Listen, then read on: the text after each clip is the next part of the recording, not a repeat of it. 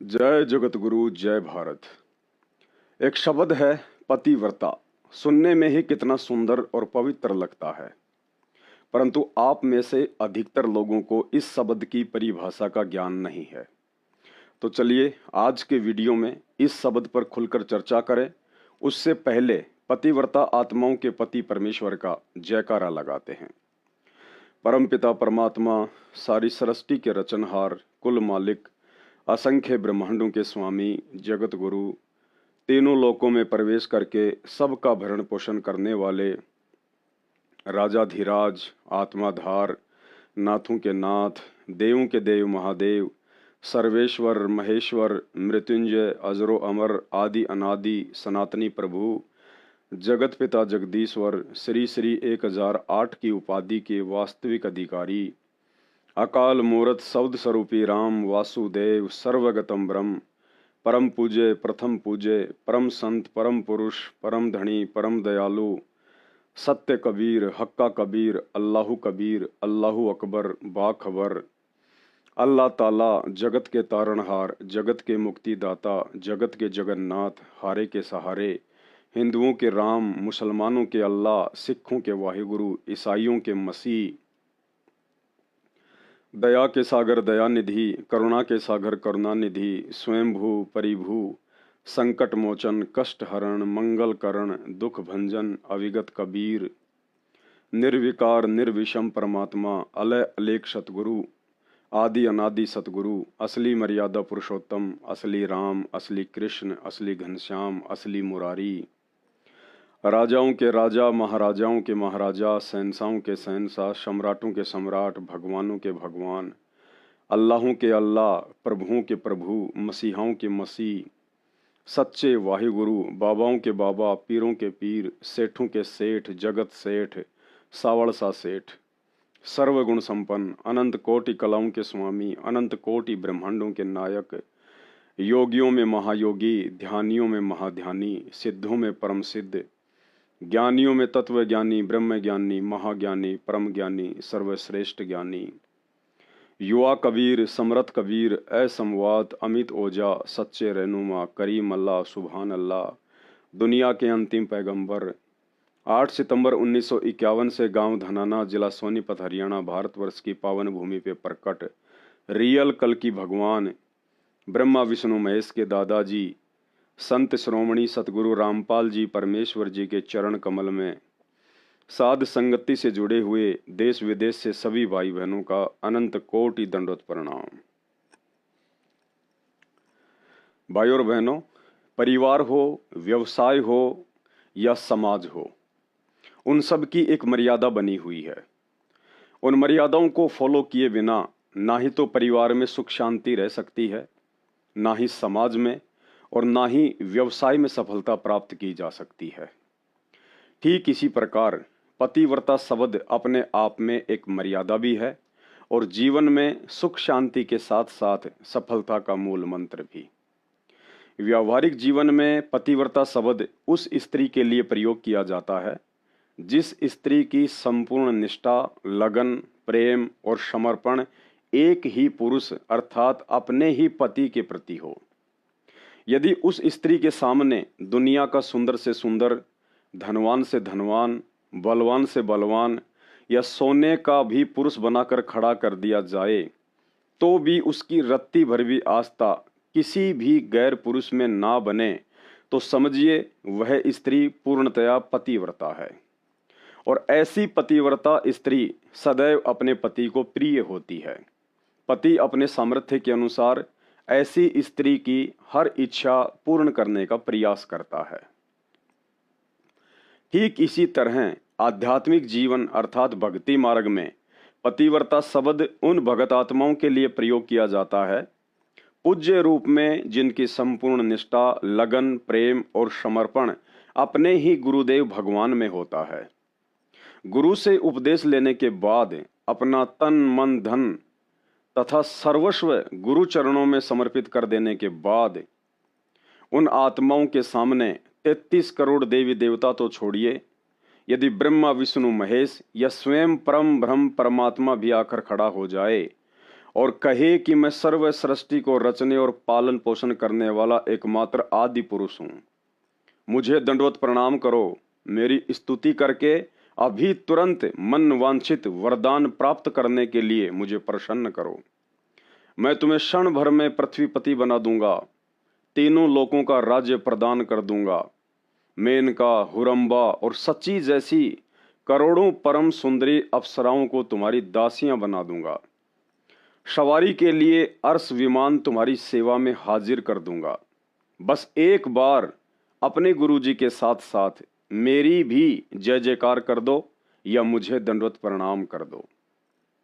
और प्रति उत्तर में वह भगत कहे कि श्रीमान परम ब्रह्म परमात्मा जी, आपने यहाँ पधारने में थोड़ी सी देर कर दी, क्योंकि जिन जिन नासवान सुख सुविधाओं को भोगने का ऑफर आपने अभी मेरे सामने रखा है, इससे भी असंख्य गुणा उत्तम अविनाशी ऑफर मेरे पूज्य गुरुदेव भगवान सतगुरु रामपाल जी परमेश्वर जी ने नाम दीक्षा वाले दिन ही मेरी झोली में मुफ्त में डाल दिए थे।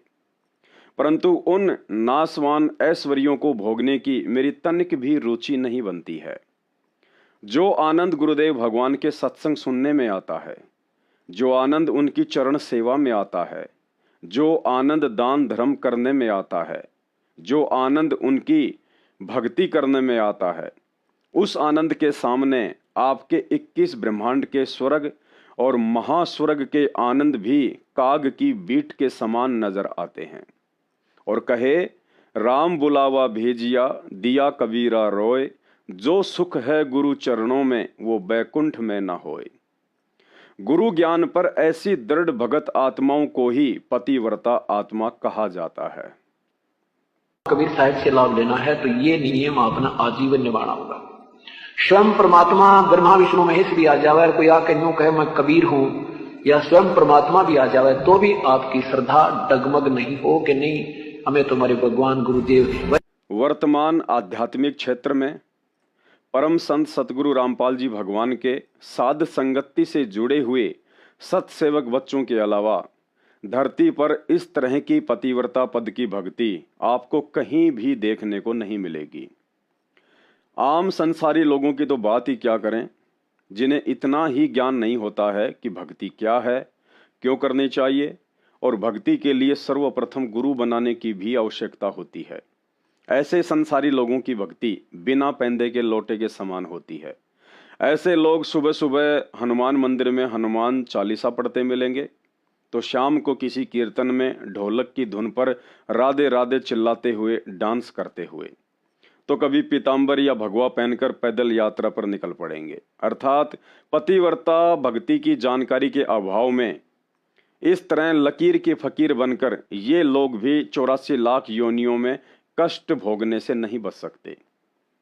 दूसरे नंबर पर समाज के वे लोग आते हैं जो गुरु बनाकर भक्ति साधना करते हैं, जैसे कबीर पंथी, जय गुरुदेव पंथी, धन धन सतगुरु पंथी, राधा स्वामी पंथी, निरंकारी, ब्रह्मा कुमारी, ओम शांति, एस्कॉन पुजारी, श्री राम पुजारी, चारों शंकराचार्यों के पुजारी, अन्य संत महंत तथा भागवत कथा वाचकों के पुजारी।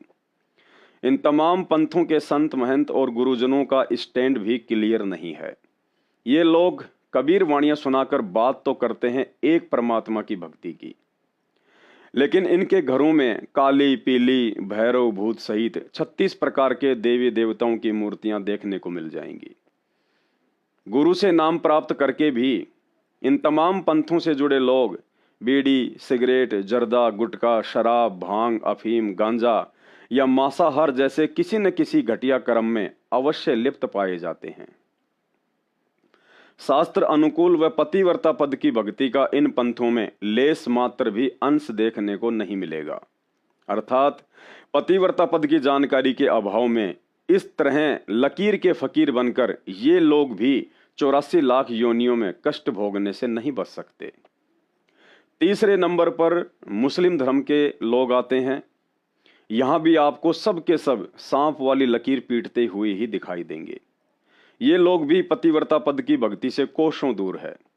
सलीम भाई कभी तो जामा मस्जिद दिल्ली में नमाज करने जाता है, तो कभी मोइनुद्दीन चिश्ती की दरगाह पर चादर चढ़ाने अजमेर, और दाव लग गया तो हज करने मक्का मदीना भी पहुंच जाता है। साथ में रोजा, रमजान और बकरीद की आड़ में जीव हत्या का पाप अलग से इकट्ठा करता रहता है।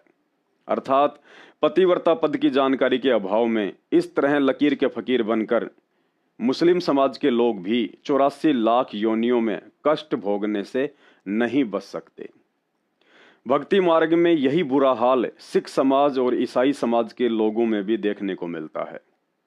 श्री नानक जी ने अपने जीवन काल में अपने गुरु काशी वाले कबीर साहिब के अलावा ना ही तो स्पेशल किसी गुरुद्वारे में पूजा पाठ की, ना ही किसी मंदिर में जाकर ढोल मंजीरे बजाए, ना ही ब्रह्मा विष्णु महेश सहित किसी अन्य भूत प्रेत की पूजा या व्रत उपवास किया। पूरा जीवन लोगों को उपदेश देकर एकमात्र सतगुरु की भक्ति पर लगाया। लेकिन पतिव्रता भक्ति को लेकर वर्तमान का सिख समाज भी पूरी तरह से डामाडोल है। श्री नानक जी ने पतिव्रता धर्म का पालन करते हुए जिंदा कबीर काशी वाले को अपना गुरु धारण करके ज्ञान और ध्यान प्राप्त किया। परंतु वर्तमान का सिख समाज श्री नानक जी और अन्य गुरुओं की पत्थर से बनी हुई बेजुबान समाधियों पर गुरुद्वारे बनाकर अपनी मनमुखी साधना कर रहा है, जो गुरु ग्रंथ साहिब की वाणियों के विपरीत होने से पूर्ण मोक्षदायक नहीं है। अर्थात पतिव्रता भक्ति की जानकारी के अभाव में इस तरह लकीर के फकीर बने रहे तो सिख समाज के साधक भी 84 लाख योनियों में कष्ट भोगने से नहीं बच सकते। रही बात पतिव्रता पद की भक्ति को लेकर ईसाई समाज की, तो ईसाई समाज के प्रवर्तक ईसा मसीह और उनके 12 शिष्यों की दर्दनाक अकाल मौत ही पर्याप्त है उनकी आंखें खोलने के लिए। माना कि भक्ति मार्ग पर इंसान को शुरुआत में हल्के फुल्के संघर्ष और दुखों का सामना करना पड़ सकता है, परंतु भक्ति शास्त्र अनुकूल और पतिव्रता पद पर रहकर की जा रही हो तो साधक का अंत स्वर्ग समान होता है। परंतु ईसा मसीह की स्वयं की भक्ति भी सत्य और शास्त्रों के अनुसार नहीं थी। परिणाम आप सबके सामने है।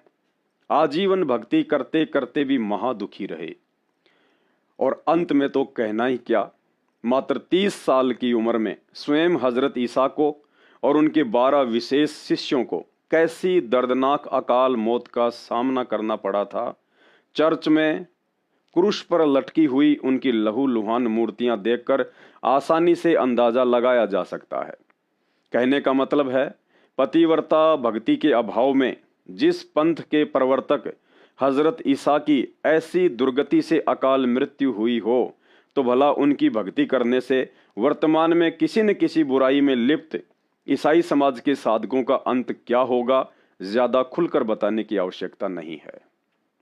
सबसे पहली गलती तो यही रही कि हजरत ईसा ने गुरु धारण किए बिना ही मनमुखी भक्ति साधना शुरू कर दी। दूसरी गलती मांस का आहार करना, क्योंकि बाइबल में प्रमाण मिलता है कि हजरत ईसा गलील के समुद्र से मछली पकड़कर खाया करते थे। तीसरी गलती परमेश्वर का साक्षात किए बिना ही लोगों को आगे उपदेश देना शुरू कर दिया। नतीजन अंत समय में पता लगने के बावजूद भी स्वयं की अकाल मौत नहीं टाल सके। अर्थात पतिव्रता पद की भक्ति के अभाव में इसी तरह लकीर के फकीर बने रहे तो ईसाई समाज के साधक भी 84 लाख योनियों में कष्ट भोगने से नहीं बच सकते। अगले नंबर पर धरती पर प्रकट एकमात्र आदि सनातन धर्म के प्रवर्तक, देवों के देव महादेव, पूर्ण ब्रह्म परमात्मा, जिनका वैदिक नाम कबीर देव है, जो 8 सितंबर 1951 को भारतवर्ष की पावन भूमि पर शिशु रूप में प्रकट होकर लीला करते हुए बड़े होकर सन 1994 से शास्त्रों को आधार बनाकर अपने तत्व ज्ञान का प्रचार प्रसार कर रहे हैं। नाम है परम पूज्य सतगुरु रामपाल जी परमेश्वर जी। उनकी 90% संगत भी पतिव्रता पद की भक्ति से कोसों दूर है। ये बड़े ही दुर्भाग्य की बात है, लेकिन कहते हैं सकल पदार्थ है जगमाही, कर्महीन नर पावत नाही। वर्तमान समय 2024 तक सतलोक आश्रमों से जुड़े हुए 90% साधक उन कर्महीन लोगों की श्रेणी में हैं जिनकी आंखों के सामने गुरु रूप में स्वयं अविनाशी पूर्ण ब्रह्म परमात्मा कबीर देव प्रकट है, परंतु कर्महीनता के कारण संगत मोतियाबिंद की शिकार है। उन्हें अपने गुरु में परमात्मा दिखाई नहीं दे रहा है, अर्थात पतिव्रता भक्ति के आसपास भी नहीं है। जैसा कि आपको पहले ही पतिव्रता की परिभाषा के विषय में बताया जा चुका है कि पतिव्रता आत्मा उसे कहते हैं जिसका एक ही पति हो और अन्य गैर पुरुष में जिसकी सौपन में भी आस्था ना बने। परंतु सतलोक आश्रमों से जुड़ी हुई 90% संगत के एक नहीं, दो नहीं, बल्कि महाभारत की द्रौपदी की तरह 5-5 पति हैं। पहला पति, यह काल्पनिक और बनावटी फोटो जिसे आप कबीर दास के नाम से जानते हैं, जो सन 1398 में बनारस के काशी शहर में आए थे। 120 वर्ष तक अपने तत्व ज्ञान का प्रचार किया और सन 1598 में मगहर से सतलोक चले गए। वर्तमान में सिर्फ इनकी यह बनावटी और काल्पनिक फोटो ही शेष है। और दुर्भाग्य से यह कागज का टुकड़ा, जिसे संगत अपना पति परमेश्वर मानकर प्रतिवर्ष जून के महीने में कबीर प्रकट दिवस मनाकर पूज रही है, जो ना ही बोलता है, ना ही चलता है और ना ही आशीर्वाद देता है। दूसरे नंबर का पति संत गरीबदास जी की वैसी ही काल्पनिक और बनावटी फोटो, जो सन 1717 में आए थे। लगभग 65 वर्ष तक अपने तत्व ज्ञान का प्रचार प्रसार किया और फिर चले गए जहां भी उन्हें जाना था। लेकिन दुर्भाग्य से सतलोक आश्रमों से जुड़ी हुई 90% संगत इस बेजुबान और असहाय कागज के टुकड़े को अपना पति परमेश्वर समझकर प्रतिवर्ष इनका बोध दिवस मनाकर और अपने घरों व आश्रमों में इन्हें दंडवत करके तथा इनके आगे ज्योति जलाकर धूमधाम से इनकी पूजा कर रही है। तीसरे नंबर का पति पंडित चिदानंद जी की यह फोटो, जबकि सतलोक आश्रमों से जुड़ी हुई 99% संगत को तो इनके जन्म से लेकर अंत समय तक के इतिहास का भी 0% ज्ञान नहीं है। उसके बावजूद भी भेड़ चाल में देखा देखी में इस बेजुबान फोटो को घर पर दरबार साहिब में सजाकर दंडवत प्रणाम करती है और ज्योत जलाती है। चौथे नंबर का पति आदरणीय राम देवानंद जी, जिन्होंने लोक दिखावे में परमेश्वर रामपाल जी के आदेश पर गुरु शिष्य परंपरा का निर्वाह करते हुए उनके मुंह बोले गुरु बनकर अपनी भक्ति करके समय व्यतीत किया, जिनका परमेश्वर रामपाल जी की संगत से कोई लिंक नहीं बनता है।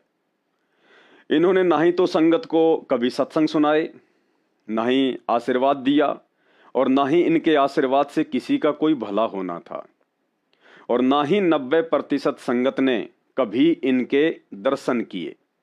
फिर भी भेड़चाल में एक दूसरे भक्तों की देखा देखी अपने जैसे एक भगत की फोटो को अपने घर पर दरबार साहिब में रखकर इन्हें दंडवत प्रणाम करती है और इनकी पूजा करती है। इतना ही नहीं, सतलोक आश्रमों से जुड़ी हुई संगत पतिव्रता पद को लेकर इतना नीचे गिर चुकी है, आप चाहें तो इनसे किसी की भी पूजा करवा सकते हैं। इसी वर्ष सन 2024 में श्री राम जन्मभूमि अयोध्या में काल पुजारियों के लिए अयोध्या में भंडारा लगवाकर दशरथ पुत्र श्री रामचंद्र जी की पूजा करवाई गई। अर्थात गुरु धारण करने के बाद भी पतिव्रता पद को ठोकर मारते हुए किसी अन्य देव या अवतार के निमित्त यदि उसके धाम पर जाकर आप कोई भी धार्मिक अनुष्ठान करते हैं तो वह भक्ति कर्म भी आन उपासना के अंतर्गत अप्रत्यक्ष रूप में उसकी पूजा करने में ही आता है। वर्ष 2016 में सतलोक आश्रमों से जुड़ी हुई संगत को हरियाणा में आरक्षण की लड़ाई लड़ रहे जाट आंदोलन के समर्थन में बैठा दिया गया। साथ ही सतलोक आश्रम मैनेजमेंट द्वारा सतगुरु रामपाल जी के ज्ञान विरुद्ध मनमानियां करते हुए खुलकर जाट आरक्षण संघर्ष समिति के राष्ट्रीय अध्यक्ष यशपाल मलिक को लाखों में चंदा दिया गया। अर्थात गुरु धारण करने के बाद भी पतिव्रता पद को ठोकर मारते हुए उन भक्तिहीन लोगों के धरने, प्रदर्शन और रैलियों में जाकर उन्हें शारीरिक और आर्थिक रूप से मदद देना भी अप्रत्यक्ष रूप में उनकी पूजा करने में ही आता है। गुरु को तजे भजे जो आना, तापसुआ को फोकट ज्ञाना। अर्थात गुरु की शिक्षाओं को त्याग कर सांसारिक लोगों की कुसंगति में जाकर बैठना गुरुद्रोह की श्रेणी में आता है। संत रामपाल जी ने जो आपको समर्थन दिया, इस बारे में आपकी क्या राय है? हमारा संत रामपाल जी को और उसकी संगत को बहुत बहुत धन्यवाद।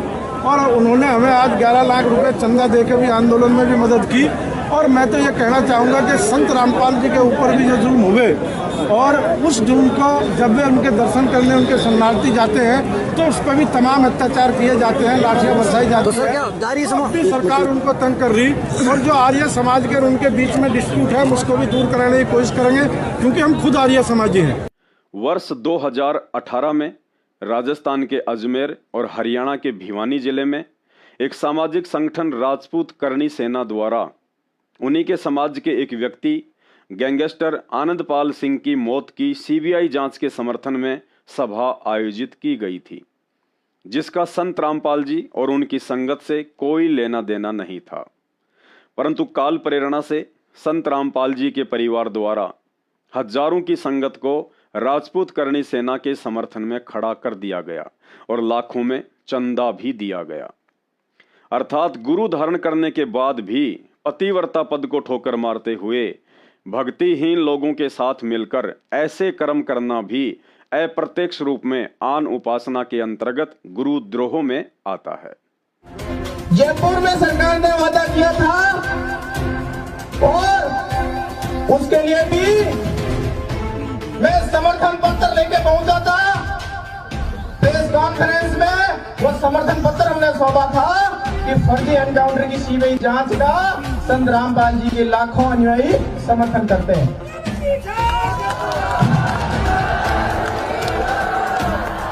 भारत माता की, भारत माता की, मां पद्मावती की, मां पद्मावती की, सत्यमेव इंकलाब।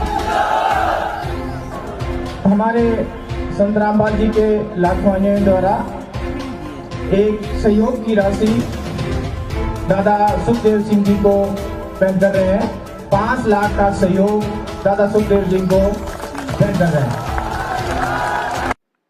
हाल फिलहाल 2024 के चुनाव में संत रामपाल जी के कलयुगी काल प्रेरित परिवार के द्वारा आश्रमों से जुड़ी हुई 90% संगत से खुलकर बीजेपी सरकार का समर्थन करवाया गया। लाखों की संख्या में भक्तों को बसों में भरकर नरेंद्र मोदी की रैलियों में ले जाया गया। अर्थात गुरु धारण करने के बाद भी पतिव्रता पद को ठोकर मारते हुए राजनीतिक लोगों का समर्थन और उनकी रैलियों व सभाओं में धक्के खाना भी काल प्रेरणा के तहत अप्रत्यक्ष रूप में उनकी पूजा और गुरुद्रोह के अंतर्गत ही आता है। मोदी की रैली में, और जो ऐसा मंजर मैंने मतलब रैलियों में देखा होगा पहले, लेकिन आप भी देख के बताना आखिरकार ये रैली बोलती क्या है, और जो रैली में आए लोग हैं उनसे बातचीत करेंगे वे क्या बोलते हैं। फिलहाल के लिए मैं एक बार थोड़ा सा दिखाता हूँ आपको। इतना बड़ा ट्रक लेके आए हैं भोजन के लिए, देख सकते हैं आप। हैं जी जी, अच्छा आप मिले थे क्या अभी वहाँ? अच्छा अपना ही चल रहा है ये देखो भाई, यहाँ पे जो है भंडारा चल रहा है। ये देखो, ये देख सकते हैं आप। आज दिखाते हैं क्या क्या है इसमें। कहाँ से आए हैं? ये सतलोक आश्रम दिनाना धाम से जी। अच्छा, दिनाना धाम से आए जी। कहाँ से आए से भाई? ये दिनाना धाम से जी, सत रामपाल मार से। दिनाना धाम, दिनाना धाम से। हाँ जी हाँ जी। अच्छा अच्छा, देखो भाई क्या क्या प्रसाद दे। लस्सी राम, फुल्का राम, लस्सी राम। अच्छा अच्छा, हाँ जी सारा कुछ है। लस्सी भी है, सब्जी राम। अच्छा जी, हाँ जी सारा कुछ है जी। लस्सी राम, फुल्का राम, सब्जी राम। ये दिखाइए भाई इसको। और थोड़ी देर 5 ये इस तरफ देखिए, ट्रक में पूरा भरा पड़ा है।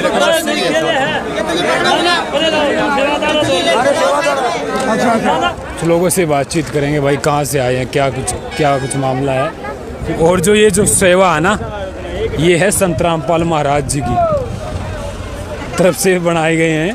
और इस तरफ कहाँ से आए हो जी आप लोग? एक मिनट रुको। हाँ जी, कहाँ से आए हो? फतेहाबाद। फतेहाबाद से। अच्छा, मतलब कि मोदी ये भाई बाबा जी के भगत हैं। कहाँ से आए हो जी? भाई हम तो धनाने के यहाँ हैं? धनाने से यहाँ। धनाना से हो? अच्छा, ये धनाना तो संत रामपाल महाराज जी के वहाँ से। बस वो तो धनाना धाम है। हाँ, अच्छा, वो अच्छा। धनाना धाम है। अच्छा, गुआना। अच्छा, गुहाना से हो गया? गुआना। अच्छा, क्या रैली में आए हो? हाँ, रैली में है। अच्छा, रैली में आए हैं। बड़े कंफ्यूज हो रहे हैं लोग, पता नहीं क्या हो गया। चलो भाई इस तरफ चलते हैं। थोड़े कन्फ्यूजिंग में है, रैली में तो आए हैं लेकिन पता नहीं थोड़ी सी भड़क बैठ गई है, थोड़ी सी कन्फ्यूजिंग में है भाई। बताएं क्या क्या क्या चर्चा चले। और ये देखिए, ये देखो पूरा का पूरा टैंकर है भाई, पूरा का पूरा टैंकर। इन महिलाओं से थोड़ी बातचीत करते हैं। कहाँ से आए हो माता जी? यहीं से आई बगल से। कहाँ से? मेरे यहाँ तो काम को मैं तो भूल जाऊँ। अच्छा अच्छा, बढ़िया बढ़िया प्रसाद। बढ़िया वाला प्रसाद। अच्छा अच्छा, महाराज संत रामपाल महाराज जी की तरफ से। अच्छा अच्छा, संगत भी आई है? हाँ, संगत भी आई। कैसा लगा यहाँ पे? गर्मी में, इतनी गर्मी में आए हो आप? हाँ जी, अच्छा लग रहा है। गर्मी क्या करेगी जब नहीं। आप राम राम जी, कहाँ से आए हो आप? पूरा गई है मैं तो। अच्छा, यहीं की है। चलो जी, बहुत बहुत शुक्रिया। चलो भाई, यहाँ पे ये दिखाया आपको मैंने। कितने टाइम हो गया? अच्छा अच्छा, चलो थोड़ा सा और बातचीत कर लेते हैं यार। ये बात नहीं करेंगे, पता नहीं क्यों नहीं बात करते हैं। इधर का और थोड़ा माहौल दिखाता हूँ मैं। फ़िलहाल यहाँ पर हेलीकॉप्टर पहुँचेंगे और हेलीकॉप्टर पहुँचेंगे तो मोदी जी यहाँ से जो है संबोधन करेंगे। उसके बाद जो हरियाणा में क्या कुछ प्रभाव पड़ेगा वो चीज़ देखने लायक होगी भाई। फ़िलहाल ये देखो भाई, लोग यहाँ पर उस तरफ एक बस आई है, एक बस आई है, उस तरफ देखते हैं। अरे बस आई अभी अभी आए हो? अभी अभी आए हो? कहाँ से आए हो? गुड़गांव से। गुड़गांव से? बड़ी दूर से। कहाँ से आए हो जी? गुड़गांव से। गुड़गांव से? हाँ। अच्छा, रैली में आए हो? हाँ। अच्छा अच्छा, कौन सी विधानसभा से आए हो? गुड़गांव से आए जी हम। तो क्या करें, वो कहाँ भगत जी को बताएगा। चलो कोई भी बता दो। मोदी जी प्रधान, बाद में बताएंगे भाई आके, अभी धूल मिट्टी उठ रही है। एक बार बताओगे जी अपना परिचय दे दो। कोई नहीं, बाद में दे देंगे परिचय। कहाँ से आए जी आप? गुड़गांव से। गुड़गांव से। अच्छा, प्रधानमंत्री जी की सपोर्ट में आए हो? हाँ जी, हाँ जी। अच्छा, बनने चाहिए प्रधानमंत्री दोबारा मोदी जी? आ जाओ। अब ये तो सब समय बताएगा, वोट के ऊपर है। अच्छा अच्छा। हाँ, उनको समर्थन पूरा मिलेगा तो बिल्कुल बनेंगे। अच्छा अच्छा, चलो भाई, ये पता क्या है, इस वीडियो के माध्यम से मैं पता क्या बताना चाह रहा हूँ। ज़्यादा नहीं कुछ कहूँगा मैं, समझ गए होगे आप लोग। ज़्यादा बोलना मेरे लिए घातक हो सकता है, क्योंकि यहाँ पर मैंने देखा ना तो संत रामपाल जी की संगत आई है और वो खुल के नहीं बोल रहे हैं, आए ज़रूर हैं। तो आप इस वीडियो के माध्यम से क्या अंदाज़ा लगाओगे, क्योंकि कोई ना कहीं किसी धार्मिक संगठन का यहाँ पहुँचना, किसी सत्संग का यहाँ पहुँचना, चलो कोई वो तो आप अपने निजी विचार कोई भी बोल सकता है, लेकिन अंदाज़ा क्या है तो आप कमेंट बॉक्स में रहिए। तब तक के लिए नमस्कार। विचार करने की बात है। एक तरफ तो सतलोक आश्रमों से जुड़ी हुई नादान संगत इस बात को लेकर हुंकार भरती है कि हम शास्त्र अनुकूल कर्म ही करते हैं, जबकि दूसरी तरफ सतगुरु रामपाल जी को गुरु धारण करने के बाद भी राजनीतिक पार्टियों को समर्थन देना, अयोध्या में श्री रामचंद्र जी के निमित्त होकर भंडारा करवाना, भगत होकर गैंगस्टरों की सीबीआई जांच का समर्थन और जाट आंदोलन में कुपात्रों को चंदे के रूप में लाखों रुपए देना आदि आदि कुकर्म कौन से शास्त्रों में लिखा है कि शास्त्र अनुकूल भक्ति कर्मों के अंतर्गत आते हैं। दुनिया को गीता जी अध्याय नंबर 16 के श्लोक नंबर 23 का हवाला देने वाले सतलोक आश्रमों से जुड़े हुए नादान भगत आज स्वयं शास्त्र विरुद्ध कर्मों में लिप्त होकर खुशी खुशी अपनी भक्ति का सत्यानाश कर रहे हैं। वर्तमान में संपूर्ण विश्व में पूर्णतया पतिव्रता पद और गुरु वचनों पर चलते हुए शास्त्र अनुकूल सत भक्ति करने का सौभाग्य सिर्फ और सिर्फ साध संगति से जुड़े हुए परमेश्वर रामपाल जी के सतसेवक बच्चों को नसीब है। भाई और बहनों, अभी तक वीडियो में आपको इतना तो पता चल ही गया होगा कि पतिव्रता भक्ति क्या होती है, तथा कौन कौन इस पतिव्रता भक्ति से अभी कोसों दूर है। अब आगे वीडियो में आपको स्वयं परमेश्वर रामपाल जी के मुख कमल से छोटे छोटे वीडियोज के माध्यम से ये समझाने का प्रयास करेंगे कि पूर्ण मोक्ष प्राप्ति के लिए पतिव्रता पद पर रहकर भक्ति करना क्यों आवश्यक है तथा इसे कैसे सफल बनाया जा सकता है। पूर्व काल में एक समय रेणुका नाम की एक पतिव्रता औरत थी। पतिव्रता धर्म को लेकर उसकी काफी चर्चा थी। वह प्रतिदिन नहाने के लिए नदी के किनारे जाया करती थी और वापस आते समय अपने पतिव्रता धर्म के बल पर अपने पति के नहाने के लिए पानी की पोट बांध कर लाया करती थी। पानी की पोट का अर्थ है जिस प्रकार ग्रामीण औरतें अपने खेतों से पशुओं के लिए एक कपड़े में चारा बांध कर लाती हैं, उसी प्रकार अपने पतिव्रता धर्म के बल पर रेणुका नदी से एक कपड़े में पानी की पोट बांध कर लाया करती थी और उस कपड़े से जल की एक बूंद भी नीचे नहीं गिरा करती थी। एक दिन वह नदी में स्नान कर रही थी। उसी समय अर्जुन का एक बाल जो नदी में नहाते समय टूटकर बहता हुआ आ रहा था। रेणुका की नजर उस बाल पर पड़ी तो उसे उठा लिया। बाल सोने की तरह चमक रहा था। रेणुका ने उस बाल की प्रशंसा करते हुए, उसकी सराहना करते हुए मन ही मन में सोचा कि बाल इतना सुंदर है तो वह व्यक्ति कितना सुंदर होगा। यह सोचते सोचते स्नान करने लगी और चलते समय कपड़े में जल को बांधने लगी तो जल नहीं बंध रहा था। काफी प्रयास करने के बाद आकाशवाणी हुई कि बाल सरायो रेणुका और बंधी न जल की पोट और परमात्मा की भक्ति में तनिक न चाले खोट। आकाशवाणी में कहा गया कि रेणुका, आज तेरा पतिव्रता धर्म समाप्त हो गया क्योंकि तूने अपने पति के अलावा किसी अन्य पुरुष के बाल की प्रशंसा कर दी। और अगली लाइन में बताया गया कि बाल सरायो रेणुका बंधी न जल की पोट, भाई परमात्मा की भक्ति में तनिक न चाले खोट। अर्थात सच्चे सतगुरु की भक्ति भी पतिव्रता पद पर आए बिना सफल नहीं हो सकती। पूर्ण मोक्ष प्राप्ति के लिए एक भगत ने अपने पति परमेश्वर गुरुदेव भगवान के अतिरिक्त शौपन में भी रेणुका की तरह किसी अन्य पुरुष या देव की प्रशंसा, पूजा या भक्ति करके या अपने गुरुदेव के बराबर भी किसी अन्य को महत्व देकर भक्ति सफल नहीं की जा सकती। और इसीलिए हम मंदबुद्धि भक्तों की आंखें खोलने के लिए परम पूज्य सतगुरु रामपाल जी भगवान ने पतिव्रता पद की भक्ति को समझाते हुए पवित्र पुस्तक ज्ञान गंगा में नियम नंबर 17 में स्पष्ट लिखा है कि आप जब भी आश्रम में सत्संग सुनने या वैसे दर्शन करने के लिए आते हैं तो सर्वप्रथम अपने गुरुदेव को लंबा लेटकर दंडवत प्रणाम करें। उसके बाद सदग्रंथ साहिब, कबीर साहिब जी की मूर्ति या अन्य संतों को केवल प्रणाम करें। अर्थात पतिव्रता भगत आत्मा ने दंडवत प्रणाम सिर्फ और सिर्फ अपने गुरुदेव भगवान को ही करना है, अन्य किसी को भी नहीं।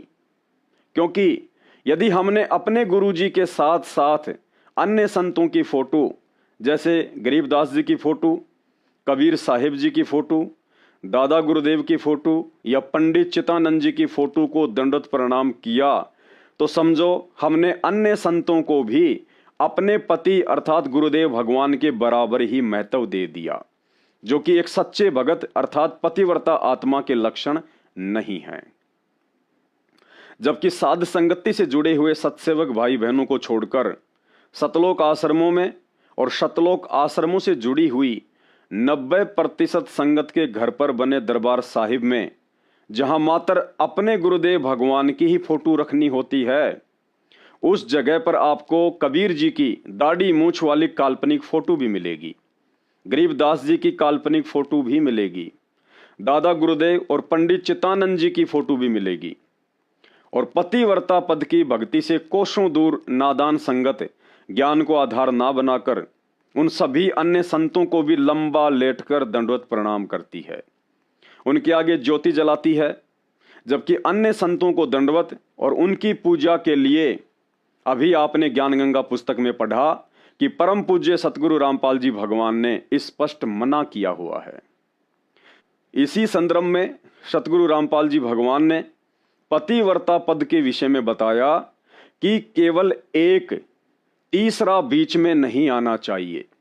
तीसरा मतलब गुरु और शिष्य के अलावा कोई तीसरा बीच में नहीं होना चाहिए। इसी को पतिव्रता पद कहते हैं। जबकि सतलोक आश्रमों से जुड़ी हुई संगत ने तीसरा तो छोड़ो, चार चार को अपने घरों में और दरबार में विराजमान कर रखा है। जैसे यहाँ पर नात्मा आती हैं, जो सच्चे दिल से बिल्कुल हृदय से पुकार करती है, उनको तुरंत लाभ मिलेगा, आज ही मिलेगा। और कुछ इसी हैं बेचारी डुप्लीकेट सी, हाँ भी ना भी नाम भी ले लिया और पूजाएं भी करूंगी, उस गुरुजी ने भी मानने जाऊंगा, पहले वाले को मान लूंगा। ये डुप्लीकेट से रहेंगे, इतना लाभ नहीं मिलेगा बिल्कुल। एक तीसरा बीच में नहीं होना चाहिए। अब सीधा गुरुजी दास को बनाना पड़ेगा आपको। वो पहले वाले गुरु की आस्था कति त्याग नहीं होगी, हृदय सपने में भी नहीं रहेगा ना, तब लाभ शुरू होगा आपको। पतिव्रता पद इसी को कहते हैं कि गुरु को तजय भजय जो आना, ता पशुआ को फोकट गया ना। यहाँ कुछ आत्माओं को काल प्रेरणा से ये शंका हो सकती है कि गुरुजी तो इस वीडियो में अन्य नकली संतों व गुरुओं की बात कर रहे हैं। जी, आपने बिल्कुल सत्य सुना, लेकिन आगे यह भी सुना होगा कि गुरु को तजे भजे जो आना, ता पशुआ को फोकट ज्ञाना। अर्थात अपने गुरु के अलावा अन्य किसी भी पहले वाले गुरुओं की पूजा नहीं होनी चाहिए। अगर विचार करोगे तो पता चलेगा कि संत गरीबदास जी भी 300 वर्ष पहले गुरु ही थे। दाढ़ी मूछ वाले कबीर जी भी 650 वर्ष पहले गुरु ही थे। आदरणीय रामदेवानंद जी भी 25 वर्ष पहले गुरु ही थे। और पंडित चिदानंद जी भी लगभग 100 वर्ष पहले गुरु ही थे। भाई और बहनों, आपके मन में इस खरपतवार को समाप्त करने के लिए आपकी पत्नी का उदाहरण देकर समझाता हूं। आपकी पत्नी एक पतिव्रता औरत है, क्योंकि पति रूप में आपके अतिरिक्त वह किसी अन्य गैर पुरुष के आगे समर्पण नहीं करती है। अब उसका चरित्रहीन देवर अपनी बकवाद करने के लिए उस औरत से कहे कि भाभी जी, पतिव्रता औरत तो उसे कहते हैं जो बाहर के किसी गैर पुरुष के आगे समर्पण ना करे, जबकि मैं तो इसी परिवार का हूं और आपका देवर भी हूं, और बड़े भैया की तरह मेरे आगे समर्पण करने से आपका पतिव्रता धर्म समाप्त नहीं होगा। अब आप ही बताइए, क्या उस देवर की यह बात उचित है?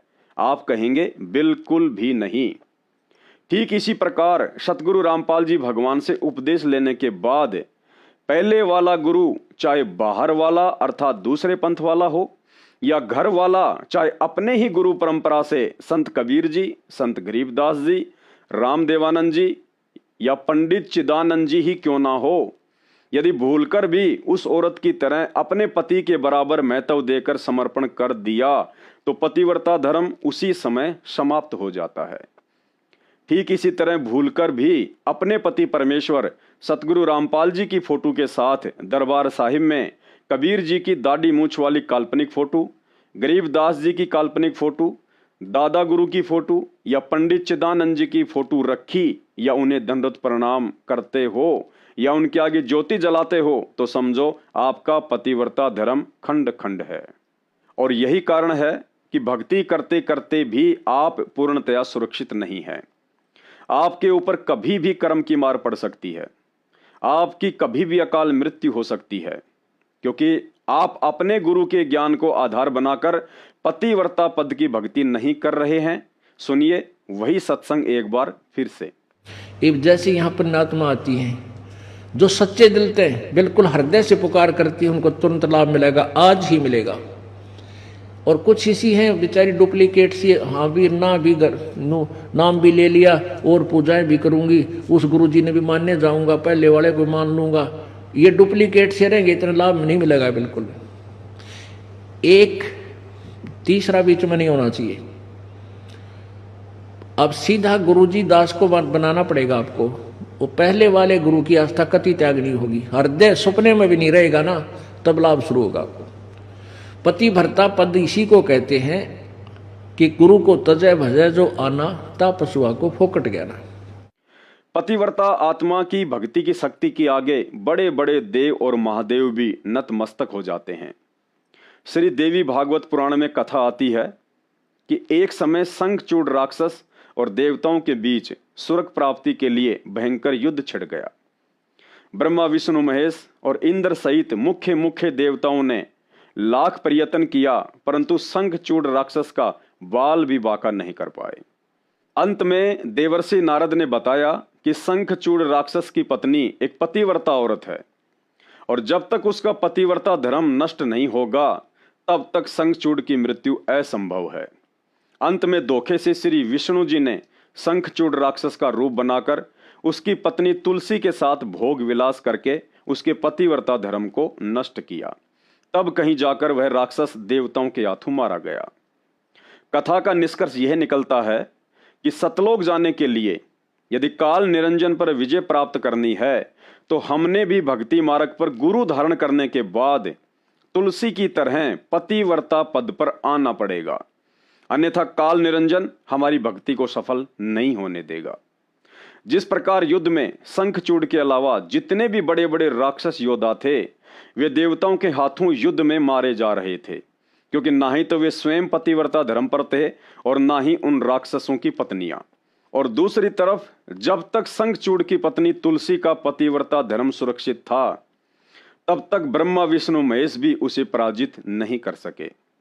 ठीक इसी प्रकार वर्तमान समय में सतगुरु रामपाल जी भगवान से उपदेश लेने के बाद भी सतलोक आश्रमों से जुड़े हुए भक्तों की आए दिन काल के हाथों अकाल मृत्यु हो जाना या भ्रमित होकर भक्ति को ही त्याग देना इस बात का प्रमाण है कि संगत अभी पतिव्रता पद पर नहीं है।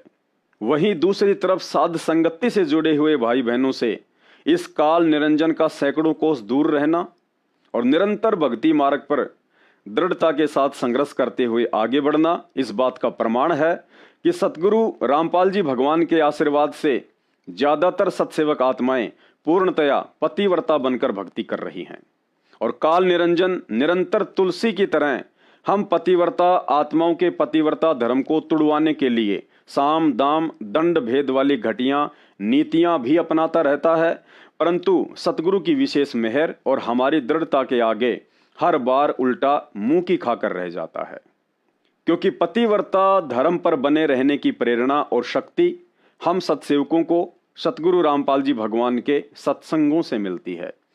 जैसा कि पतिव्रता पद को लेकर सतगुरु रामपाल जी भगवान इस 2 मिनट के सत्संग में क्या समझा रहे हैं, ध्यान से सुनिए। जैसे पपैया प्यासा बूंद का प्यू प्यू लो लगाई, प्यासे जान निकल जा बेशक और नीर न बहाई, गुरु से लगन कठिन है माई। कि जैसे पपैया छोटा सा चिड़िया जैसा पक्षी होता है, वो केवल जब आकाश में बादल छा जाते हैं तब अपनी आवाज लगाता है। उसकी आवाज पपैये की होती है, पपैये की पी पी पी पानी के लिए पुकारता है। बारिश हो जा तो उस जल को पीता, वो पृथ्वी के जल को नहीं पीता, बेशक मर गया।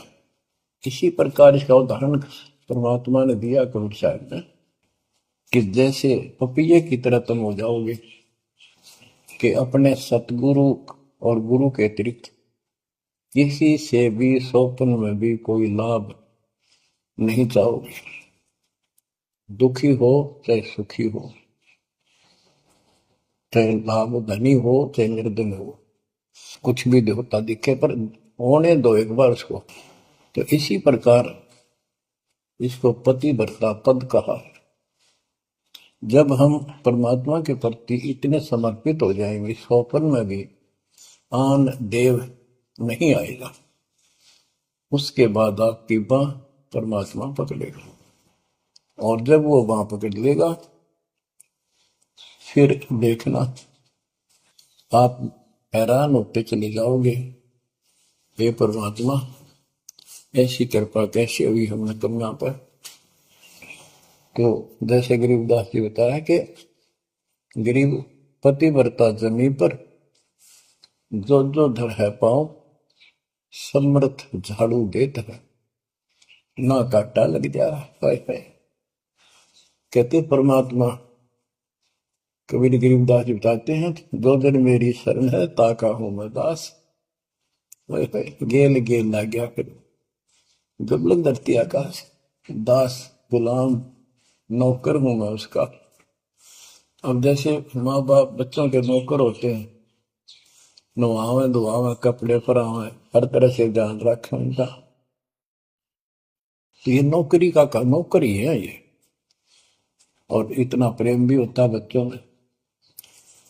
तो इसी प्रकार जब हम इसकी शरण में आ जाएंगे तब ये दाता हमारे को इतना ही प्यार देगा। शरण पड़े को गुरु संभाल जाने का बालक भोला रे। शरण पड़े को गुरु संभाल जाने का बालक भोला रे। कह कबीर तुम चरण चित राखो यो सोई मैं डोरा रे। कह कबीर तुम चरण चित राखो जो सोई मैं डोरा रे। मानत न मन मोरा साधो मानत न मन मोरा रे।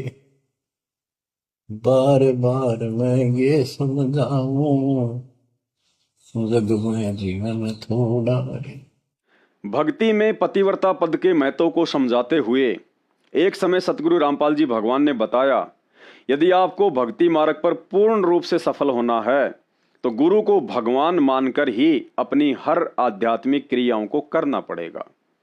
अर्थात गुरु के अलावा किसी अन्य को भगवान की दृष्टि से देखा तो आपकी कोई भी आध्यात्मिक क्रिया जैसे तीनों समय की आरती, मंत्र जाप, दंडोत प्रणाम व हवन यज्ञ आदि क्रियाएं सफल नहीं हो पाएंगी।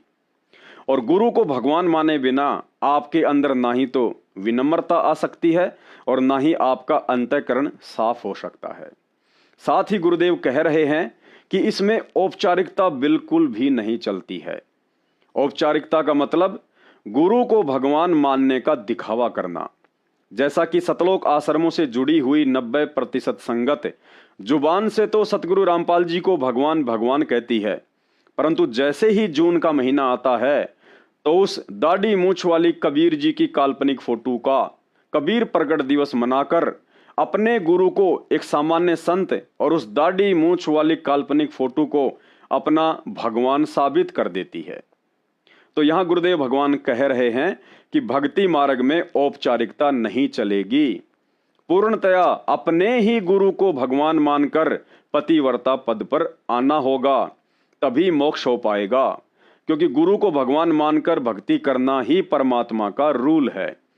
सुनिए अनमोल सत्संग और सत्सेवक भाई बहन विचार करें कि आप कितनी खुशकिस्मत आत्माएं हैं जो वर्षों से साध संगति से जुड़कर हृदय से अपने गुरु को ही भगवान मानकर पतिव्रता पद पर रहकर अपनी हर आध्यात्मिक क्रियाएं कर रहे हैं।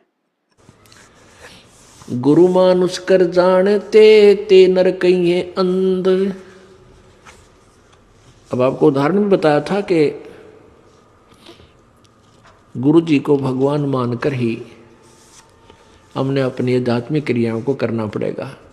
क्योंकि आप जब गुरु जी के पास जाओगे तो आपके मन में ये होगा, यदि इनके स्थान पर भगवान होते आज तो आप कैसा व्यवहार करते। निष्कपट गदगद आत्मा और चेहरे की तरह इन्हें देखते रहते। तो ऐसे आप में विनम्रता आवेगी, आपका अंतःकरण नरम होगा, आपका दोष दूर होने लग जाएगा। यदि आप इस दास को अपने जैसा ही एक व्यक्ति समझोगे, भाई थोड़ी बहुत दो बात सीख रहा है, गुरुजी है नाम देता ले लेता हूँ, इससे लाभ नहीं होगा। लाभ होगा तभी जब आपके हृदय में असीम श्रद्धा होगी इस दास के प्रति। एज ए गॉड आपने मानना पड़ेगा इस इक्वेशन को, इस प्रश्न को हल करने के लिए, जन्म और मृत्यु के इस प्रश्न से पीछा छुटवाने के लिए, हल को सोल्व करने के लिए प्रॉब्लम को आपने मानना पड़ेगा। ये रूल है ईश्वर का। तो आप अपने हृदय से मानोगे, औपचारिकता नहीं, हृदय से करना पड़ेगा। एक सत्संग में तमोगुणी श्री शंकर जी और पार्वती जी की कथा सुनाकर सतगुरु रामपाल जी भगवान ने हम मंद बुद्धि आत्माओं को समझाना चाहा है, यदि सतगुरु से भक्ति मार्ग का सार प्राप्त करना हो तो गुरु धारण करने के बाद पार्वती जैसी गलती करने से बचना होगा। जो तीनों लोकों में तमोगुण के स्वामी श्री शंकर जी को हल्के में लेकर चल रही थी। एक दिन संयोगवश देवर्षि नारद जी ने पार्वती को बताया कि आपके 107 जन्म हो चुके हैं और हर जन्म में आप श्री शंकर जी को ही अपने पति रूप में वर चुनती हैं, और बताया कि माता भगवान शंकर के पास एक अमर मंत्र है, यदि वे आपको वह मंत्र प्रदान कर दें तो आपका यह जन्म मरण का रोग समाप्त हो सकता है, अन्यथा नहीं। नारद जी की ये बात सुनकर पार्वती को विश्वास नहीं हुआ कि भगवान शंकर तो मुझे अपने प्राणों से भी अधिक प्रेम करते हैं, फिर मुझे अभी तक वह अमर मंत्र क्यों नहीं दिया। नारद जी ने बताया कि आपने अभी तक उन्हें अपने पति के रूप में ही देखा है, जिस दिन परमात्मा के रूप में देखोगी उस दिन आप उस अमर मंत्र को प्राप्त करने की अधिकारी बनोगी। उस दिन के बाद पार्वती जी का भाव भगवान शंकर को लेकर पति से हटकर परमात्मा वाला बन गया और उसने वह अमर मंत्र प्राप्त किया। भाइयों और बहनों, अब आप गुरुदेव भगवान के मुख कमल से ये 4 मिनट की कथा सुनेंगे तो आपको स्वतः ही ज्ञान हो जाएगा कि सन 1994 से लेकर वर्तमान समय 2024 तक सतगुरु रामपाल जी भगवान ने किसी भी आत्मा को भक्ति मार्ग का वह अनमोल अमर मंत्र, जिसे सार शब्द कहा जाता है, किसी को भी प्रदान नहीं किया, क्योंकि अभी तक एक भी आत्मा उस पतिव्रता पद पर नहीं पहुंच पाई है जो उस अमर मंत्र को प्राप्त करने योग्य बनी हो। और योग्य उस समय बना जाता है जब यह जीव आत्मा तन मन धन, मन कर्म वचन और हृदय से अपने सतगुरु के अलावा किसी अन्य संत महात्मा या मूर्तियों में भगवान को देखना छोड़ देती है, जिसकी शुरुआत सन 2014 बरवाला कांड के बाद साध संगतियों से शुरू हो चुकी है। अर्थात पतिव्रता पद पर आकर यदि कोई सार शब्द के योग्य बनने की दिशा में आगे बढ़ रहे हैं तो सिर्फ सत्सेवक भाई बहन हैं, जिन्होंने खुलेआम सोशल मीडिया पर कबीर जी की समझे जाने वाली दाढ़ी मूंछ वाली इस काल्पनिक फोटो को फाड़कर लाखों की संगत सहित देश दुनिया को एक संदेश दिया है कि सृष्टि में यदि कोई कबीर भगवान है तो वर्तमान में मानव रूप में धरती पर प्रकट परम पूज्य सतगुरु रामपाल जी भगवान हैं, और उनके अलावा यदि किसी अन्य में भगवान देखा तो उनकी शरण में आकर भी लाख जन्म सतलोक के दर्शन नहीं कर पाओगे। इसके अलावा पतिव्रता धर्म को अपनाते हुए सत्सेवक भाई बहनों ने अपने अपने घरों से और दरबार साहिब से संत गरीबदास जी, दादा गुरु रामदेवानंद जी और पंडित चिदानंद जी की फोटोओं को भी अग्नि में शवा करके या जल प्रवाह करके तथा अपने सतगुरुदेव भगवान के अलावा तीनों समय की आरती में या वैसे भी संत गरीबदास जी, दादा गुरु जी और पंडित चिदानंद जी आदि का जयकारा लगाना छोड़कर परम पूज्य सतगुरु रामपाल जी भगवान को ये विश्वास दिलाया है कि अब इस कलयुग की बिचली पीढ़ी में सतलोक आश्रमों से जुड़ी हुई 90% संगत और पार्वती की तरह गुरु रूप में प्रकट आप परमेश्वर जी के अतिरिक्त सौपन में भी किसी अन्य में परमात्मा को देखकर या आप जी के अलावा किसी अन्य का प्रकट दिवस मनाकर हम सत्सेवक अब पहले वाली गलतियां नहीं दोहराएंगे और ना ही 650 साल पहले की तरह आपको नाराज होने का मौका देंगे। आपके द्वारा प्रदान की गई शिक्षा और तत्व ज्ञान का भरपूर फायदा उठाकर इसी जन्म में पतिव्रता पद को अपनाकर आजीवन मर्यादित भक्ति करते हुए मोक्ष प्राप्त करेंगे। सुनिए यह अनमोल सत्संग और बात समझ में आ जाए तो सतलोक आश्रमों से जुड़ी हुई 90% मंद बुद्धि संगत की तरह वर्तमान में गुरु रूप में साक्षात धरती पर प्रकट सतगुरु रामपाल जी भगवान के अतिरिक्त इस बेजुबान कागज के टुकड़े दाढ़ी मूंछ वाली फोटो में भगवान देखना और पूजना तुरंत त्याग दें, अन्यथा इस जन्म में सतलोक जाने की उम्मीद ना करें। इसी प्रकार जिस भी इष्ट का वो उपासक इसी प्रकार तन और मन से आश्रित होकर उस बताए गए गुरु के वचन पर डटकर आप उसकी साधना करते हो तो आप भगवान शिव की प्राप्ति कर सकते हो। दर्शन हो जाना कोई बड़ी बात नहीं होती। अब यहां पर इतना लंबा विवरण है इस एक उपलब्धि को पाने के लिए किसी भी इष्ट का। दर्शन हो जाना कोई बड़ी बात नहीं है, लेकिन वह स्थान पाना, अमरत्व पाना, ये अलग भिन्न वस्तु है। कहते हैं 108 जन्म पार्वती माता के हो लिए थे। 108वें जन्म में नारद जी मिलते हैं, कहते हैं हे माई, हे सती जी, आप अभी जन्म और मरण के चक्कर से नहीं बच पाई। वो कहने लगे भाई कि ऋषि जी, जन्म और मरण का चक्कर खत्म हो सकता है? अक हो सकता है। दवाई कहां मिला है? भगवान शंकर के पास, शिव जी के पास। उनके पास एक अमर मंत्र है, अमोघ मंत्र है, जो आपको दे दें, आप नियम से जाप करोगे तो आप अमर हो जाओगे। एक बार तो असमंजस में पड़ जाती है कि नारद की बात कुछ जची नहीं, तो नारद जी समझ गए कि माई का भी बात समझ में आई नहीं, ये विश्वास नहीं कर रही। कहते हैं कि आपके 107 जन्म हो चुके, 108वां जन्म हुआ है और आप मर जाते हो। भगवान शंकर जो है आपके रुंड को, सिर को काट कर माला बना लेता है। अब उसने सोचा कि वो जो रुंड माला है वो मेरी है, कहां आपकी है? बहुत पछताती है कि ये क्या कारण हुआ कि मैं मर जाऊं और मेरे को जान से भी प्रिय समझते हैं भगवान शंकर। तो नारद ये संभव नहीं लग रहा। तो नारद जी कहते हैं कि अभी तक आप उसको अपना पति समझ रहे हो, आपने उसको परमात्मा नहीं जाना। आप उसको परमात्मा जान के भक्ति करोगे, आपका भाव भी भिन्न होगा, आपके अंदर कसक भी न्यारी होगी। अब इस बात को सुनकर पार्वती के सारे शरीर में शरणाहट उठा। जाकर के जब प्रतिदिन महल में आया करते थे शिव भगवान, तो उसका कुछ और विचार भाव होया करता था, जैसे पत्नी का होया करे। लेकिन उस दिन वो देखा है कि आज तो इसकी आत्मा भिन्न है, चरणों में चिपट जाती है, रोती है पड़कर चरणों में, कहती भगवान मुझ पापनी पर ऐसा कौन सा दुष्कर्म हुआ, मेरे में ऐसी कौन सी कसूर रहा मेरे अंदर परमात्मा कि आपने मेरे को अपनी आंखों का आगे मरते हुए देखते रहे और आपके पास अनमोल मंत्र है। तो कहने लगे वह शंकर भगवान कि पार्वती ये तेरे विचार तक हो ना, ये बताइए आपको बताया किसने कि आज मुझे नारद जी मिले थे। ओहो, आंखों से पानी नहीं रुक रहा पार्वती का और कहते मालिक मैं पापनी हूं, मैं नीच आत्मा हूं, अवश्य मेरे से कोई ऐसा गलत व्यवहार आपसे हुआ होगा जिसके कारण आपने मुझे ये मंत्र देने के काबिल नहीं समझा होगा। फिर कहते हैं भगवान शंकर उनके सिर पर हाथ रख के कि पार्वती ये इतनी अनमोल वस्तु है, ये आम व्यक्ति को नहीं बताई जा सकती जब तक ये अधिकारी नहीं हो जाता। गरीबदास जी महाराज कहते हैं कि जब तक सीप का मुंह बंद होता है, चाहे सारा सामन बरस जावे, उसमें मोती नहीं बन सकती। जब उसका मुंह खुल जाएगा एक बूंद बहुत होती है।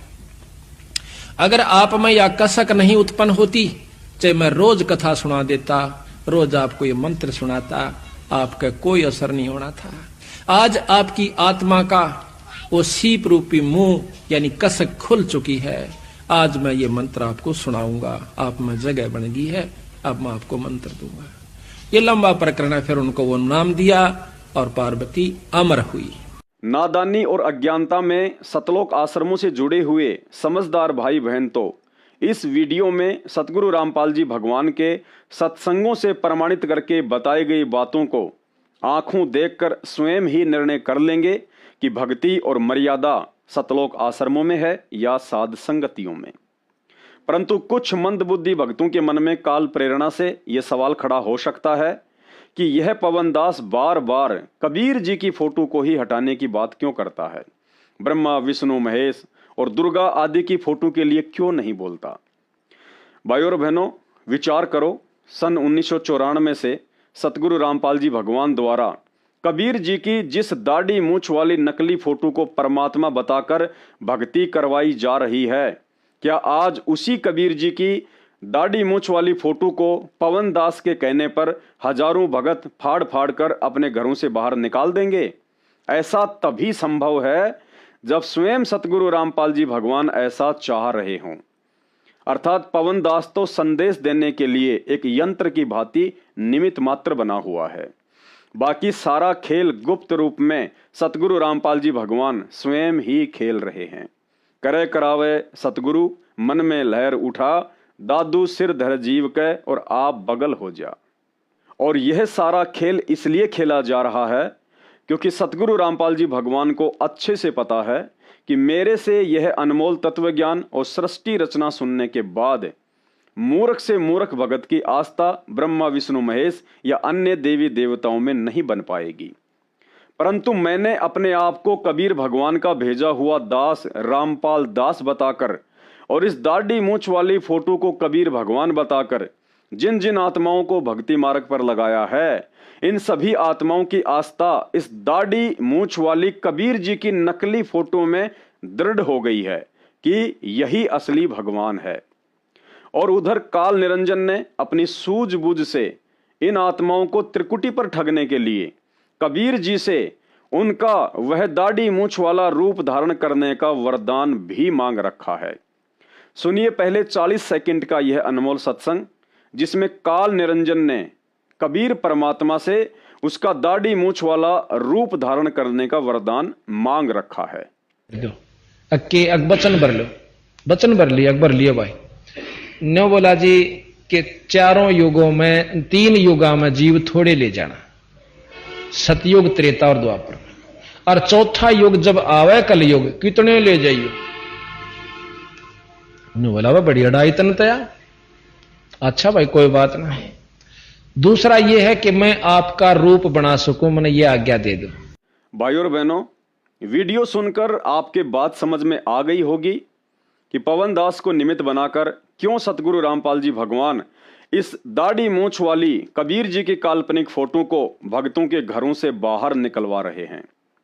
क्योंकि संगत की आस्था इस दाढ़ी मूछ वाली कबीर जी की फोटो से हटकर यदि एकमात्र अपने गुरुदेव भगवान में नहीं लग पाई, तो शरीर छूटने के बाद जब हम त्रिकुटी पर जाएंगे तो काल अपने उस वरदान का फायदा उठाकर इसी दाढ़ी मूछ वाले कबीर जी का रूप बनाकर हम भगत आत्माओं को अपने पीछे पीछे नकली सतलोक में ले जाकर बैठा देगा। क्योंकि हम तो आजीवन इसी दाढ़ी मूछ वाली फोटो को भगवान मानकर भक्ति कर रहे हैं। इसलिए त्रिकुटी पर जब यही रूप धारण करके काल आएगा तो हमारे मन में शंका की गुंजाइश ही नहीं होगी कि कबीर परमात्मा के रूप में यह काल भी हो सकता है। सत्संग एक बार फिर से सुन लीजिए। वचन भर लो, वचन भर लिया, अकबर लिया भाई। न्यो बोला जी कि चारों युगों में 3 युगा में जीव थोड़े ले जाना, सतयुग, त्रेता और द्वापर, और चौथा युग जब आवे कलयुग कितने ले जाइयो। न्यो बोला वह बड़ी अड़ाई तन तया। अच्छा भाई कोई बात नहीं। दूसरा यह है कि मैं आपका रूप बना सकूं, मैंने ये आज्ञा दे दो। भाइयों और बहनों, इस दाढ़ी मूछ वाली कबीर जी की समझे जाने वाली नकली फोटो को आप भक्तों के घरों से हटवाने में मेरा कोई स्वार्थ नहीं है, बल्कि आपका हित अवश्य है। दास तो केवल सतगुरुदेव भगवान की प्रेरणा से अपनी ड्यूटी अदा कर रहा है और करता रहूंगा, चाहे कोई समझे या ना समझे। भाइयों और बहनों, भक्ति मार्ग की एक और अटल सच्चाई सतगुरु प्रेरणा से दास आपको बता रहा है। सतगुरु रामपाल जी स्वयं ही पूर्ण ब्रह्म परमात्मा कबीर देव हैं, इसमें कोई संशय नहीं है। परंतु जो लीला सन 1951 से स्वयं को छुपाकर कर रहे हैं, अंत तक वही लीला करते रहेंगे। अर्थात स्वयं को कबीर जी का भेजा हुआ दास ही बताते रहेंगे। परंतु मनुष्य शरीर में उनकी शरण ग्रहण करके तत्व ज्ञान को आधार बनाकर जो जो आत्माएं उनके द्वारा स्वयं को दास कहने के पीछे की गुप्त लीला को समझकर और आजीवन पतिव्रता पद पर रहकर भक्ति करती रहेंगी, अंत में सतलोक तो वही जा पाएंगी। बाकी आत्माएं भी भक्ति तो आजीवन ही करेंगी, परंतु गुरु को भगवान ना मानकर मात्र भक्ति धन इकट्ठा करेंगी और अंत में काल की गुलाम बनकर यहीं 21 ब्रह्मांडों में चक्कर काटती रहेंगी। अंत में ज्यादा कुछ ना कहकर आपको गुरुदेव भगवान की एक 3 मिनट की इसार जेल से आई हुई ऑडियो सुनाऊंगा। यदि आप जरा भी बुद्धि रखते होंगे तो अपने गुरुदेव के संकेत को अवश्य समझ जाएंगे तथा ज्ञान को आधार बनाकर मान बढ़ाई को त्याग कर फर्जी सतलोक आश्रमों से नाता तोड़कर अपने आत्म कल्याण के लिए साध संगति से जुड़ जाएंगे। सुनिए सत्संग और दास को दीजिए इजाजत। अगले वीडियो में फिर मुलाकात होगी। बंदी छोड़ सतगुरु रामपाल जी भगवान की जय हो। बच्चों कुर्बान हो जाओ इस परम पिता पे। ये कोई बच्चों की लेख नहीं है और परमात्मा कबीर साहब ने कैसी कृपा कर रखी आपके। देखो कहां से आकाशवाणी हो रही है, कहां से आप तक अपने बच्चों तक ये अमृत पिला रहा है। इतने लाडले हो आप मालिक को, जैसे छोटा सा बच्चा माँ ना होया करे, छीनने का लगा कर दूध पिलाती है। दूध दिशा फिर कदे सर ने देखेगी, कदे पैरा ने, कदे फुंसी फंसी तो ना है। तो बच्चों आज इतने लाड आपके कर रहा तेरा हमारा पिता, कहाँ से अमृत आपको घर बैठे पिला रहा है और आपकी केयर टेक भी करता रहता है। मेरे बच्चों को कोई काल का दूत भूत भैरव या अन्य कोई देव कोई कष्ट ना दे दे। बच्चों विश्वास करो इतनी पर परमात्मा आपको शरण में रखे। कहते हैं साधा से ती मस्करी चोरा नाल खुशाल, मल खाड़ा जीतेंगे ये युगन युगन के माल। आप युगन युगन के माल हो। इस भक्ति रूपी अखाड़े में पहले से एक्सरसाइज करते आ रहे हो, ठीक है। नहीं सफलता मिली तो अब आपका फाइनल गेम है और आप आहार में खुराक में कोई कमी नहीं छोड़ी जाएगी। मालिक पर विश्वास करो, कुर्बान हो जाओ। जिसका तुम चिपके बैठे हो ये संपत्ति और संतान तेरे साथ मिल जाएगी, नोट कर लो। आपको भी पता है, लेकिन अब ये संतान आपकी होगी अगर ये शरण में रहेंगे। कोई अटैक काल का नहीं होगा। काल की चोट तुम खुद खाओगे, नाम तोड़ के बकवाद करके। आपको ऐसे रखेगा जैसे टीवी की अंडों को महाभारत के युद्ध में रखा था, 100 कार्ड बढ़ा देगा। और ये कहां से मैं बोल रहा हूं पता है आपको, और यहाँ क्या हो रहा है क्या आप भी नहीं समझोगे इस मालिक को। बच्चों धन्य आपके माता पिता जी से जन्म हुआ। कुर्बान हो जाओ, भूल जाओ संसार को, अपने मालिक में इतना दृढ़ आस्था कर लो कि उसके अतिरिक्त सौपन भी कोई दूसरे का ध्यान आपका ना दे, सौपन में भी कोई आन ना दिखे। पतिव्रता पद में आने के बाद परमात्मा क्या करेंगे। गिरिपति भरता जमी पर जो जो धर है पावे, समृत झाड़ू देते हैं ना काटा लग जाए। इतना साथ हो जाएगा। आज साथ तो आज भी है पर हम बालक हमने दिखते को जावे। आज भी इतने साथ आपको बहुत दुखों से सारे। आप विश्वास करो, मालिक आपको मोक्ष दे, सदा सुखी रखे। सत्साई। हेलो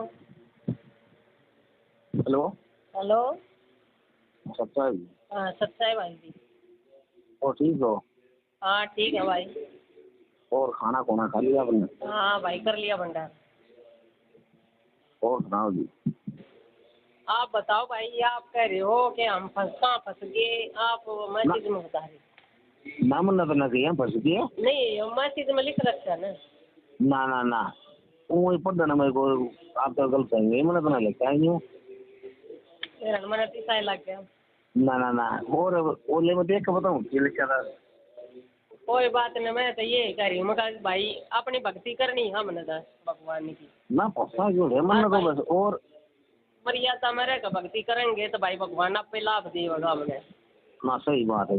मर्यादा कौन है तो फिर भगवान की तरह हमारे द्वारा। मैंने तो जब नाम लिया था करो था दाम नहीं था अपना। अच्छा जब लिया था तो वो हंगामा भी हुआ था यहाँ पे, जब मैं यही तो था। तो 2014 में लिया था भाई, बरवाड़ा से लिया था। अरे बरवाड़ा की वाला चलो गए थी अरे भंडारे में।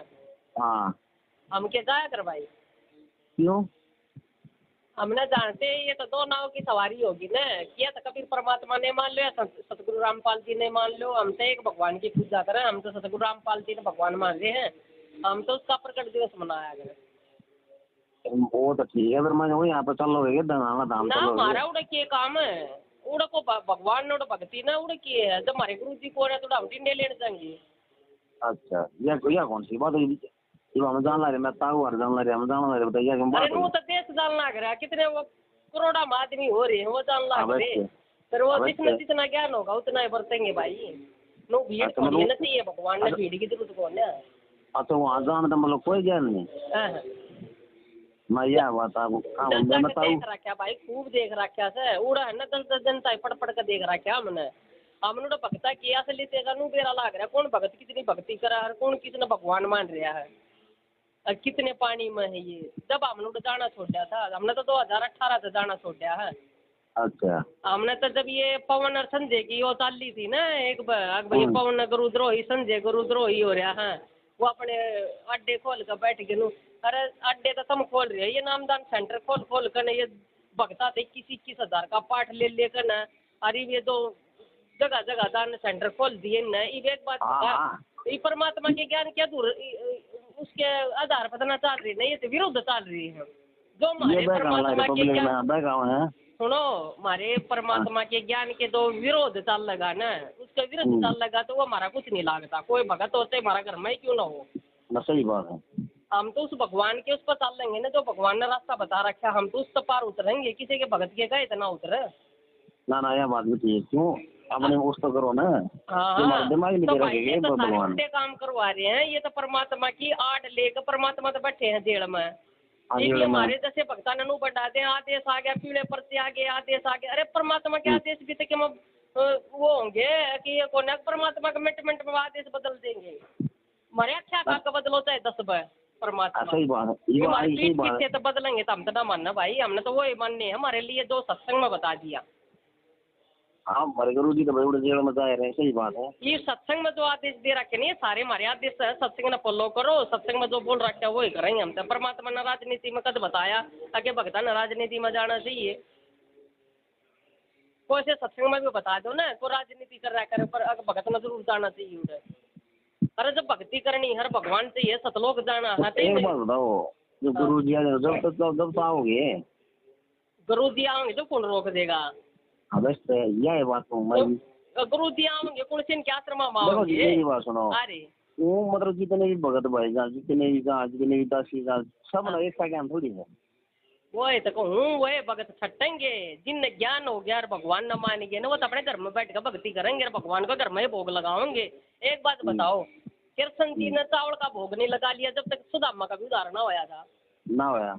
तो ये सतगुरु रामपाल जी ने सतगुरु का है तो सतगुरु का कहना छोड़ दो। जब उसका कुछ लाभ नहीं होना तो कबीर परमात्मा से लाभ होना है। जो 600 वर्ष पहले आए थे उस नकली फोटो परमात्मा ने सत्संग में भी बता रखी है कि ये तो ईजेमन है, ये हाथ से बनाई उड़ है, ये तो मैंने वर्तमान में देखा नहीं।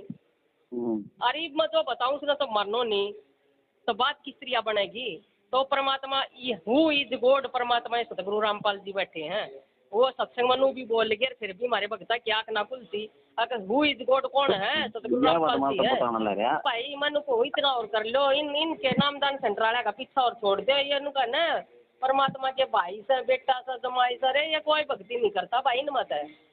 ये खाली खान खा के भगत से ये अपनी कमाई पर लाग रहे नामदान सेंटर खोल कर इन भक्ति तर भगवान तो कोई मतलब नहीं। न गुरु तो मानने को न भगवान की तो मानेंगे इन कोई अपना बाप मान रहा, को अपना फूफा मान रहा, को अपना मामा मान रहा है। ठीक है, वो तो परमात्मा ने कह रखी है। और जो बिंद के होंगे ना वो न पहचाने, जो नाद के बच्चे हैं ना मैंने वही पहचानेंगे। तो नाद के हम हैं, वो बिंद के हैं परमात्मा के, वो ना पहचाना परमात्मा ने। इनके पीछे लागना भाई, ये जो जितनी भी कर रहे हैं ना बकवाद कर रहे हैं कति नामदान सेंटर पर। इन राजनीति में उनमें भक्ता के कति कर्म फड़वा दिए, वो स्टेडियम खोल दिया जब खेल का। तो परमात्मा कद खेलन भक्ता ने भक्ति करवाएंगे, वो सतलोक क्यों करने के जाएंगे जब ये खेला में बढ़ गए थे। हाँ 31,000 का भक्ता का दान कर दिया उन्हें नाम में चंदे के रूप में देन लाग रहे। तो भक्ता के कर्म फुटे हैं ना फुटे, हम तो भाई 1 रुपया भी ना देते किसी, हमने तो कर रखे हैं। अगर भगवान उन मंदिर में है ना उन दो नामदान सेंटर वाला दोरा भगवान है ना, तो भक्ति हम भी कर रहे, सत भक्ति पर रह अपने नियम मर्यादा पूरी निभाकर अपने भगवान के घर में मंदिर लगा रखे हमने, तो जोत जगाव है और अपना भगवान का भंडारा लगाकर भोग लगाव है अलवे राम का। और अपना 42 मिनट की आरती है ना, तो परमात्मा उसमें आश्रम में गाया करते, वो अपने हाड़ पूरा कुंबा खड़ा होकर आरती कर रहा है, कति रोम रोम खड़ा हो जा भाई, कति रोम रोम परमात्मा कति राजी है। और आज तक उस दिन तक लेकर ना भाई, मेरे कति दमे की बीमारी थी, उस दिन तक आज तक एक गोली नहीं खाती। अच्छा हाँ दमाई आप रोग के हो? हैं मुझे ठीक ठाक हो गए, कति एक दवाई भी ना लेते ना, नशा में टीके लग गया करते। अच्छा अच्छा हाँ एक कोई कहने छोटी ही गोली ले ले, हम तो वो छोड़ रखे हमने तो कर रखी है, मरेंगे जब और जीवेंगे जब परमात्मा के चरणा में। हमने ना डॉक्टर की जरूरत, हमारा डॉक्टर था मैंने वैद्य मिल गया, हमारा तो सब जमा यो ही करेगा। हाँ माँ तो इतना विश्वास है भाई, अगर कोई नू को है ना चाहे हमारा सर धड़ करता हो, चाहे हमारे घर में कुछ भी हो जाए, तो नून तो नून हो जाए, दो मर्यादा परमात्मा ने बता रहा कि नून तो नून नहीं होगा, जिसे बेशक छोरा मरो चाहे बहु मरो। अपना कल्याण करवाना है यो के भरा मौका मिल रहा है पिछली पीढ़ी में, बस यो आखिरी टेम परमात्मा नु करेगा, तारा आखिरी पत्ता है यो, अपना समझ जाओ और कर लो, काम कम करो। बात बता दी बड़ी सब एक साथ ज्ञान है नहीं, ये थोड़ा किधर लगाना है। मेरी बात सुनो, संगत साथ संगति तो ही मिल जाएगा ज्ञान, मेरी बात आपस में भगत तो ज्ञान चर्चा करेंगे, परमात्मा की चर्चा चलाओगे, जो तन्ना ना बेरा वो तो तू बताओगा, जो मन ना बेरा वो मन तेर से बेरा लाग जाए नू है आपस में ज्ञान पर चर्चा की भगवान परमात्मा करवानी हो है खान के हैं, और बस सेवा कर लो वो कर लो नू कर दो, परमात्मा का आदेश सारे पर खुश हो रहा है परमात्मा ने। ये तुम सत्कर मान लिया भाई, जो ऑडियो ये तो जेल मताओ है ना, ये आकाशवाणी है परमात्मा की परीक्षा के लिए। परमात्मा ने उल्टे काम मतलब क्या करना भी भगता छोड़ मारा है, कौन भगत कितना चल रहा है, क्योंकि परीक्षा में परमात्मा सही सही बात नहीं बतावेंगे, काल के जरिए हमारी परीक्षा होगी, ठीक है।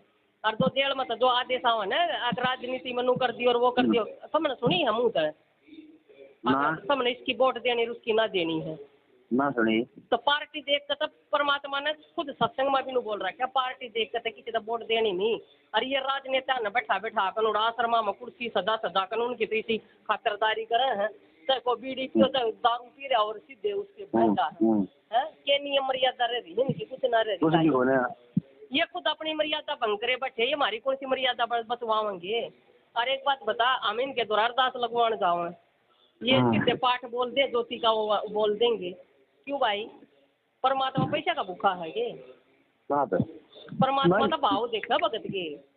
या बात भी सुनी थी जो मेरी कंपनी में जाए ना, बोले भाई उड़ते को रखा हो रामपाल मारा मैं किया भाई बताइए ना, बोला जो करी तू पर काम करे कंपनी में करूँ भाई, बोला कल 15,000 रुपये मतलब मिलना है भाई, बोला वो भगत ही उसने जाकर दे दे जाकर रामपाल मारा भाई, हमने तो ना दिया नहीं दान देना तो वो तो परमात्मा रख नहीं दान तो देगा, लेकिन परमात्मा ने ये भी तो बोला ना कुपात्र के हाथ में दान नहीं देना, तो ये कौन से कुपात्र हैं, ये तो ना ये कौन से सुपात्र हैं, ये तो कुपात्र हैं। सुपात्र तो वो आया कर है, परमात्मा तो सवा कौन सुपात्र ना है इस लोक में।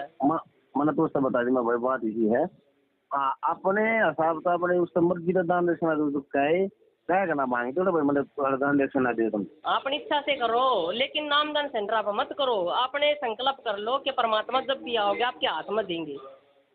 1 मिनट रुकिए, फोन आओ 1 मिनट रुको। अब आपका फाइनल गेम है, इन बातों को हल्के बना लेना, ये मकसद ना मैं वैसे ही कह रहा हूँ, कति प्रमाणित